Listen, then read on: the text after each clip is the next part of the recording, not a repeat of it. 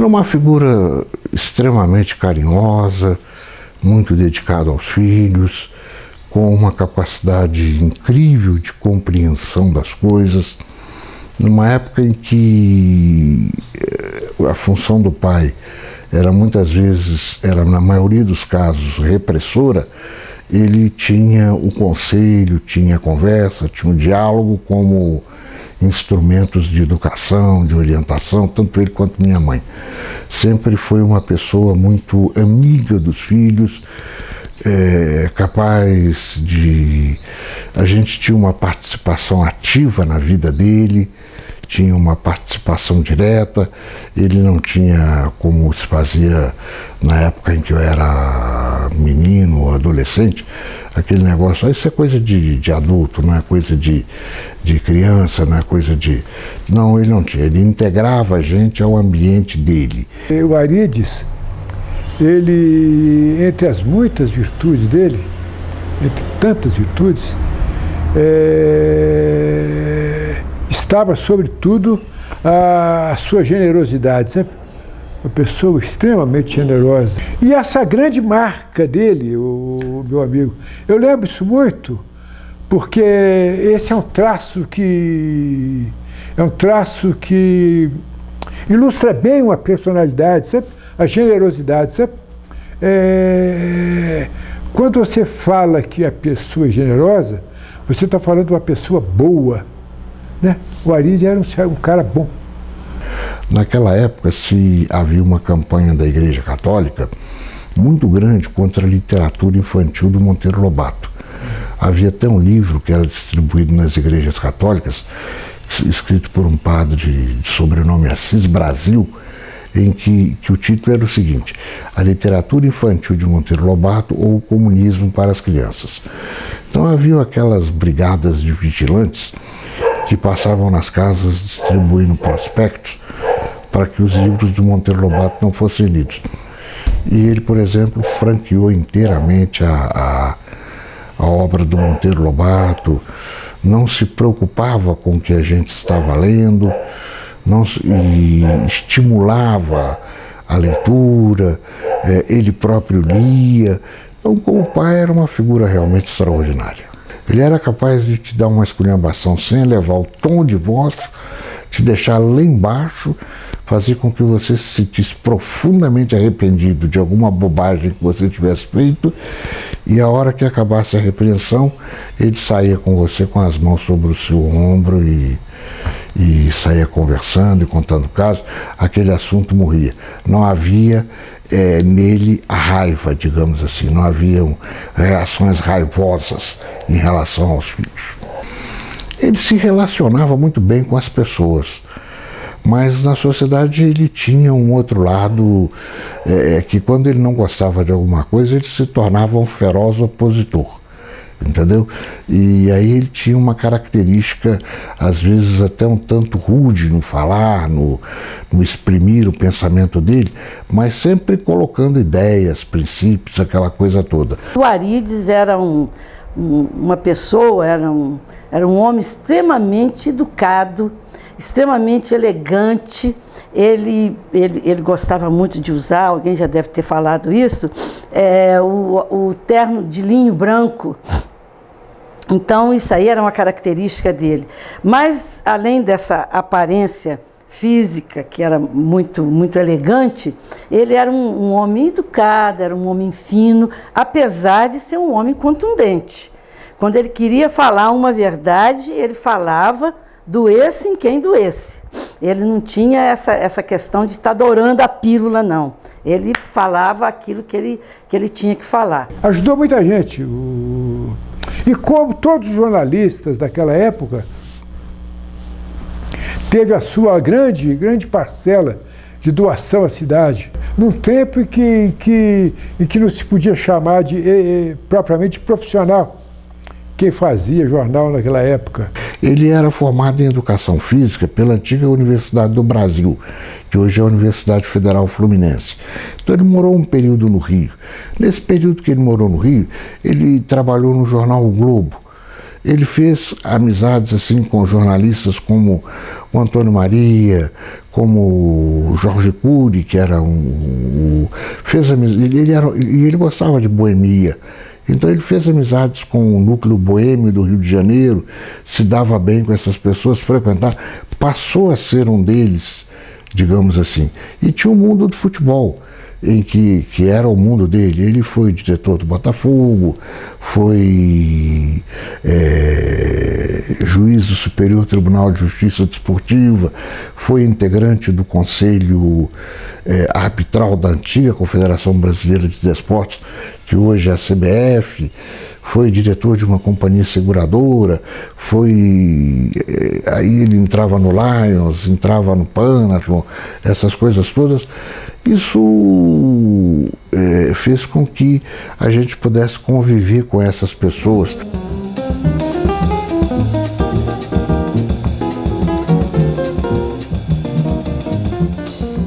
No Globo, no jornal Globo, ele trabalhou no Rio e depois foi correspondente do Globo aqui em Juiz de Fora, na área esportiva. Na Rádio Nacional, ele foi comentarista de futebol durante muito pouco tempo. Era como que o estagiário. Ele fazia educação física e foi comentarista na Rádio Nacional. Posteriormente, ele voltou para Juiz de Fora, quando ele se formou. Ele trabalhou na Gazeta Comercial, criou um jornal que era geral, ele era o editor, e posteriormente foi para os diários associados, Diário Mercantil e Diário da Tarde.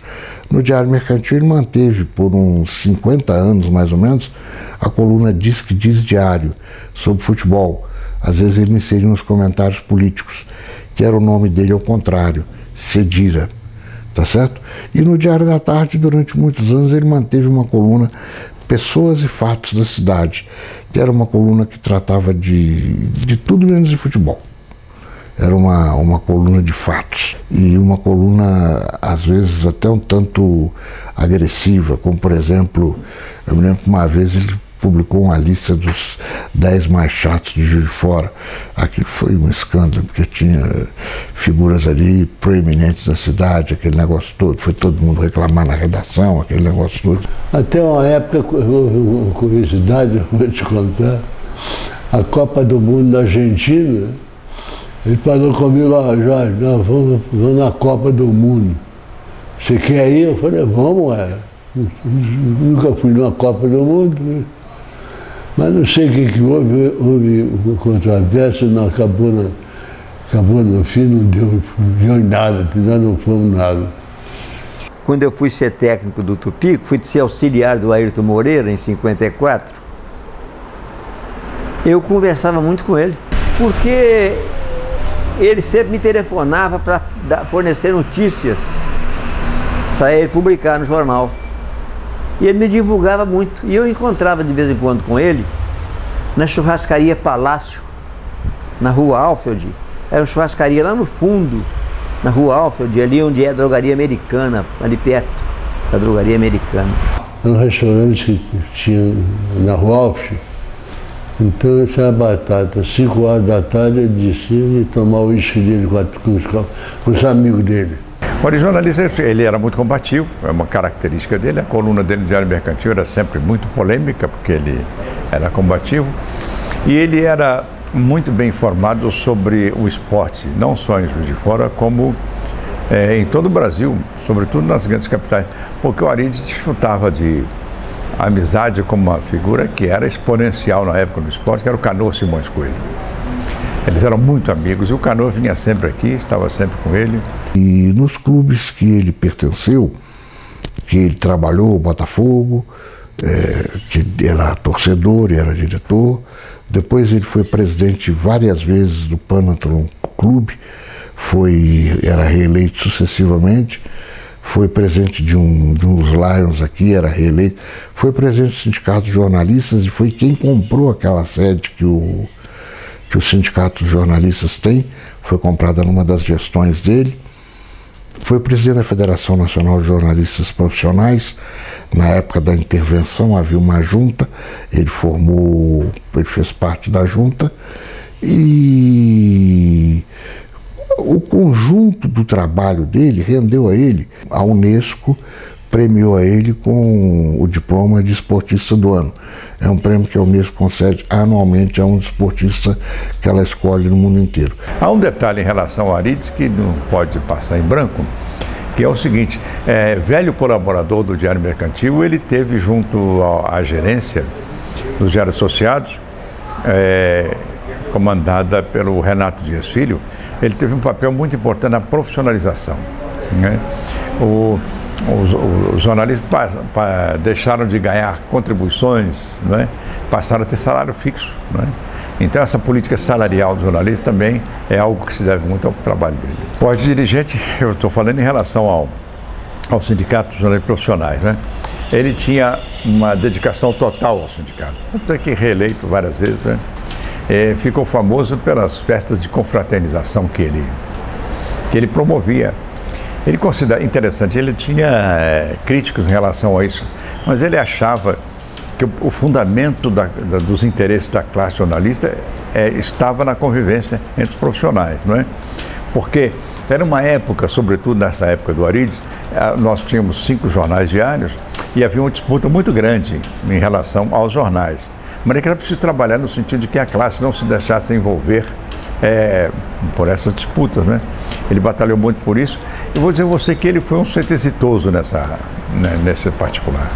Na época dele, os três principais, tinham 4 clubes de Juiz de Fora: Tupi, Tupinambás, Esporte e o Volante, que era o clube dos motoristas. Então, ele não declarava por que clube ele torcia, mas ele era esporte, tá certo? Ele era torcedor do esporte. E mas era amigo. Naquela época, esses clubes eram presididos por pessoas que se eternizavam na presidência dos clubes. Então, ele tinha grande relacionamento com o Tufi, com o seu Tufi, com o seu Caputo e o seu José Paes Soares, que era chamado Trio de Ferro de Juiz de Fora. Esses 3 homens foram que fizeram a grandeza do futebol de Juiz de Fora. Então, esse triunvirato de dirigentes de clube, essa coisa toda, eles tinham uma ligação muito estreita de amizade, principalmente o seu Caputo, todos de um modo geral. Ele sempre sempre foi muito admirado, né, muito respeitado. Claro que sempre tinha aquela coisa da rivalidade, então todo mundo sabia que ele torcia para o esporte, e aí por conta disso sempre ficava aquela coisa, ele está puxando para o esporte, está puxando para isso, para aquilo, mas na verdade a relação sempre foi de muito respeito, até porque os dirigentes daquela época também eram muito respeitados, eles se faziam respeitar pela qualidade do trabalho deles. Até o fim da vida dele, ele permaneceu no Conselho do Esporte Clube de Juiz de Fora, muito ligado ao seu Caputo. Eles eram amigos íntimos, entendeu? Subiu a Rua Álvares de braço dado, naquele footing tradicional, descia a Rua Álvares de braço dado, aquela coisa toda e tal. E ele ficou muito magoado com o Tupi, porque o Tupi não tinha aceito a proposta de união para fazer um time só em Juiz de Fora e disputar, o nome inclusive era Manchester mesmo, entendeu? E disputar o Campeonato Mineiro com os 3 unidos, com os 4 unidos, porque o Volante, embora não tivesse nada a oferecer, estaria presente também. Ele ficou muito magoado com o Tupi, magoado a um tal ponto que quando ele adoeceu, ele falou comigo assim: no meu enterro pode pôr bandeira do Botafogo, pode pôr bandeira do Fluminense, pode pôr bandeira da CBD, mas não põe a bandeira do Tupi sobre o meu caixão. E antes ele tinha uma ligação estreita com o seu Tufi, que é o Zé Calioage, e ele frequentava o Tupi, comia o Tupinambás, aquela coisa toda. Conheci Arídes Braga através do Panatron. Ele era presidente do clube quando eu fui convidado a tomar parte do clube. As reuniões aconteciam no Clube Bom Pastor e ali nós tivemos um contato muito grande.